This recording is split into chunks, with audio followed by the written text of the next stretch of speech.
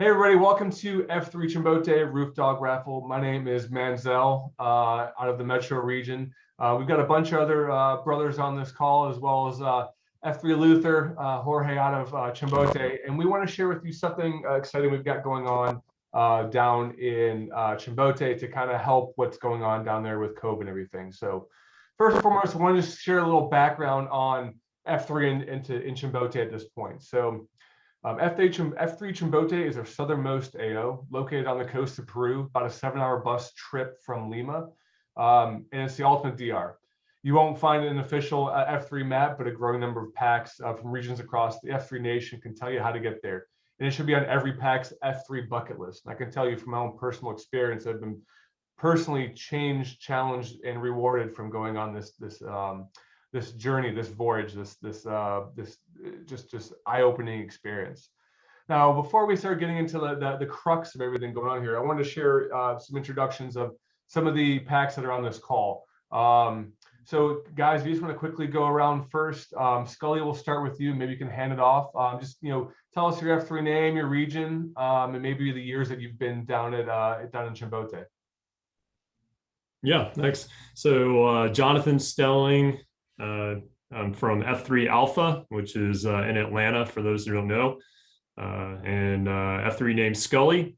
Yeah, participated on the 2020 trip and got it in just before COVID started. So that was a close call.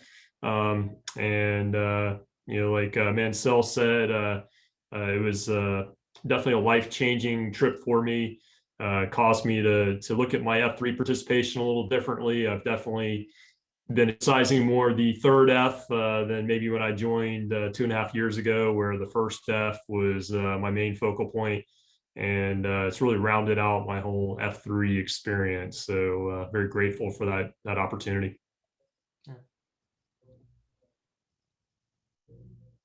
Don't be shy, guys. Hey, back up here from Charlotte Metro. I've been on 3 trips to Chimbote. Led the last trip down there in January of last year. Really, again, it's something that's touched my life. I was able to bring my son last year. It definitely touched his life. And one of the proudest moments of the last year and everything else on is he goes off college and he takes the photo that they gave in from Chimbote, and that was a real moment of joy in my life. So I think if you have a chance to go, and again today we're going to talk about how we can help out our friends and brothers in Chimbote. So I'm Saigon and I am from the Jacksonville region, and 2020 was my first trip to Chimbote. And I was recruited or EH'd to Chimbote by backup. We used to work together, and he hit me up and said, "This is something you got to do," and he wasn't wrong. He said it was going to be life changing, and it was. I also brought my son, the son of Sam, funny F3 name, and it's definitely changed him and impacted him as well. I mean, we both, coming back to Jacksonville, looked for opportunities to grow and serve the communities that we're in. I've also kept in touch with a lot of people in Chimbote. I have text messages going. I've done a couple video calls with people down there. I thoroughly enjoyed the experience, and it really was eye-opening and made me very, very grateful for F3 and for opening that door. And anybody who wants to go, I highly recommend it. And hey guys, I'm Hostage from Houston. I've been to Chimbote twice now, and both times of backup. Really enjoyed my time there. Loved it so much that I was actually planning a trip with a bunch of packs from Houston. Had a couple of packs from Puget Sound, and had one pack out of Poway in California. All hard committed with flights booked. Unfortunately, COVID hit, and we've had to defer that until the ban or the pandemic lifts. But yeah, I wouldn't have gone back, and I wouldn't have been leading a trip back if it didn't change my life. It's a very powerful experience where you can experience where you can get all 3 Fs on steroids. So Menzel, I'll turn it back to you. But Yeah, and and just to reiterate that, this is my first time doing something along those lines too, and I tell you, one thing I took from it was it just really helped identify and lay a concrete foundation for servant leadership, of really just laying it in and just giving it all towards something, and then being very appreciative of what opportunities we have here, and the opportunity to be able to give back down in Chimbote and Peru. So it's very rewarding to meet all you men down there, and I'm excited to go back with you as well too. So well, before we introduce Jorge, I got a question for you. So since we're this is going to be the F3 Chimbote Roof Dog Raffle, right? We know what a roof dog is. I'm curious if one of y'all can help share what that might be to the other the other packs, the other people out there who are listening to this or seeing this out there in the crew. Because truthfully, I mean, those early morning runs through the streets of Chimbote and just seeing those roof dogs. Anybody got some? Let's say it out there. See if anybody knows or can help share what a roof dog actually is. Well, I could say that so we always had the pre-run workout run, the dolly in the morning. There'd be a few of us running in the dark, and inevitably you'd be getting nipped along the route. It made maybe my run time go from like a 8-minute pace to like a 7. So you're getting nipped by a pack of wild dogs. But more predominantly, even during our workouts, as we're kind of going around the Akaf area and all around there, they would be perched up on top of the roof, just barking their heads off at us like every day. And a few of them would join us in the circle of trust at the end, which I thought was kind of unique. We'd have men, women, dogs, children. The whole night we'd have hundreds of people at the circle of trust, which was pretty cool. Yeah, and I will say that they scared me every time. The first time I get going too, just hearing one of those run in, just mind your business, and still waking up too.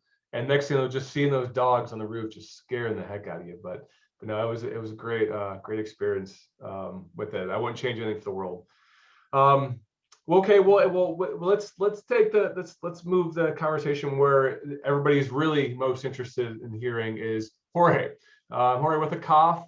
His F3 name is Luther. And Jorge, I apologize. I believe you are the director of a cough down there in Chimbote. But if I'm wrong, please correct me. But if you can please give a quick introduction of yourself, what you do, how you've led us in the past down there, and how you're continuing to serve as we gratefully hope to get back. Sure, but first of all, I'm very happy and thankful to have the opportunity to see you all. My name is Jorge Villar. I'm currently the executive director of the ACAF, a nonprofit local organization. I've been part of this since the really beginning. And we are here to serve, our brothers and sisters that are suffering. Currently we have a lot of issues, but God is always with us, and we continue serving day by day. And this is a great opportunity to kind of update you all and be together. And again, this is a great opportunity to see you all, and I'm very grateful for the opportunity. I got you. Well, let's lead into that. So, we obviously have some questions to ask you, but I'd love to hear an update of like how are things going down in Chimbote in Peru. Okay. COVID is really one of the worst experiences that our community have. An entire nation we've been suffering with hospitals with lack of services, no rooms or beds available, and the people are dying every single day. Last Saturday in Chimbote was the highest rate of deaths. There was 36 people passed away because there wasn't any bed available and not oxygen either. We're really having the more terrible and dangerous experience, even though the government is doing as much as they can. But our organization, thanks to our friends in the United States, donors and supporters are providing support to us. And we are continue serving, providing, support, food, station, water, COVID medical services, medicines, oxygen in some cases as well. And some of the guys from F3, Chimbote also are, they're unemployed right now currently. There's no way for them to generate an income, so we're trying to help as much as we can, at least providing food supplies, packaging for their alimentation and their families. Along with 100 people from a CAF, members of the staff, we're just dealing every day with these challenges. But I truly believe that God is with us, because we'll continue doing it day by day, and even though it's difficult because there are restrictions, we feel happy and satisfied, at least that we can make the difference. Yeah, no, it's couldn't imagine how you're coping down there. We're definitely praying for you. Well, pivoting a little bit, tell us a little bit about how F3 Chimbote got started. Who are some of that packs? We kind of know them, but sharing some of the packs of F3 Chimbote. Sure. I mean, just trying to kind of remember. I think everything started with a church waypoint in North Carolina. I think it was a guy there, Keith Gershaw, and who's not part of F3, I believe, but he had connections, and there was a chicken there, involved, of course, and a few other guys that came for the first time. Remember, Dredd was here also, and a few others, we kind of saw a lot of guys running and doing exercises, and that was really the motivation that a lot of kids around needed to share, to join the moment, and then year by year was more people, and we kind of were just waiting for the F3 guys to come to Chimbote every year. For us, it was a way to kind of feel encouragement, to feel more motivation, to develop a friendship that through the years I think was very strong. And in the last 2 years, Friends of Chimbote got more strong with, we got about 50 guys involved. Of course, right now, because the restrictions are very complicated to get together, but we keep in touch. We have a WhatsApp group that we, text each other and see how they're doing, trying to support each other always. But yeah, so it's been amazing since F3 Chimbote was formed, the friendship that we have together. And we're looking forward that once everything is going to be better, to receive you guys to come here to Chimbote again, of course. Yeah, absolutely. No, we're definitely excited to hope when that happens. Now, I guess what's different from when F3 packs in the U.S. visit the COF on mission trips versus the standard group that comes through? Yeah, for me, as I mentioned, I think when you guys were here, you guys brought a lot of energy. Being in charge of the NGO with a lot of problems and a lot of stress, trying to serve always. Energy is something that it really helped me to process, and to manage.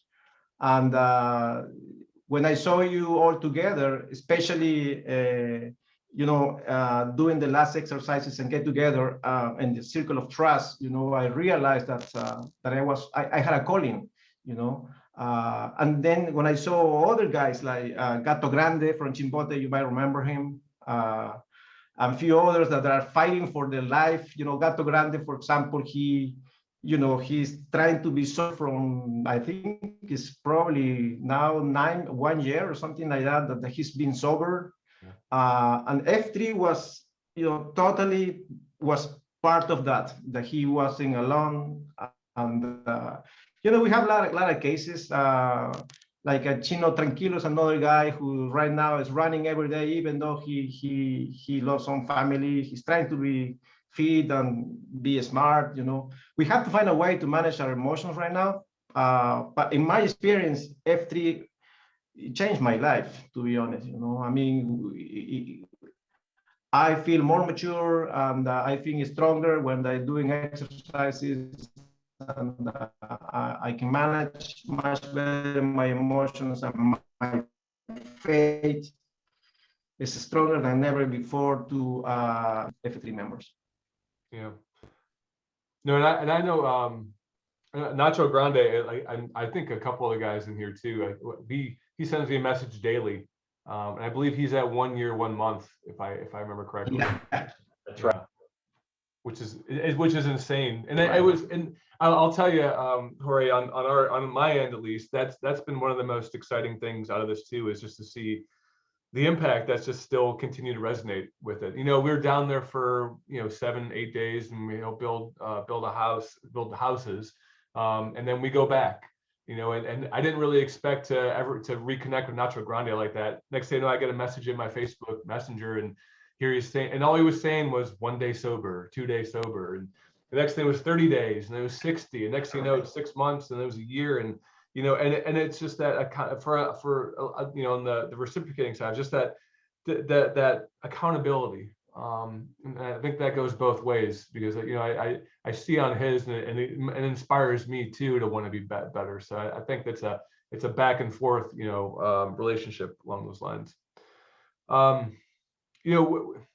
Gosh, you talk about managing emotions and how difficult things are down there right now. What can we do as F3 brothers in the United States to help the current situation in Chimbote? I know there's friends at Chimbote, there's a CAF, there's a lot going on down there. What can we do to help? Just yesterday, I got a report that over San Pedro, which is a very poor community, there was a fire, and about 100 people, 100 families lost absolutely everything, their houses, their belongings and everything. Right now, for example, we have a team of people right now there assessing and bringing food supplies. And we're working side by side with Friends of Chimbote as well to find resources in the United States, and this activity of the raffle that you guys are about to do will be very, very extremely helpful to us, to keep providing the services, to go there. And, every day we got so many calls. It's very difficult to handle the emergency situation here. People with no jobs, people who are dying, people who are looking for medicines, for water. They don't have houses, no beds, mattresses. It's been very tough, these uncertain times, and any activity or funding that you guys can do for us will be appreciated, and I can assure you 100% that we'll go directly to the hands to the poor. And I think, again, this is, I think God has given us this opportunity to get together. And for me, it's just also to share, the heavy weights that we probably are carrying in our organization with you. And I truly believe that anything that you can do will help a lot. And, yeah. Well, we're praying for you. We know that much. Thank you.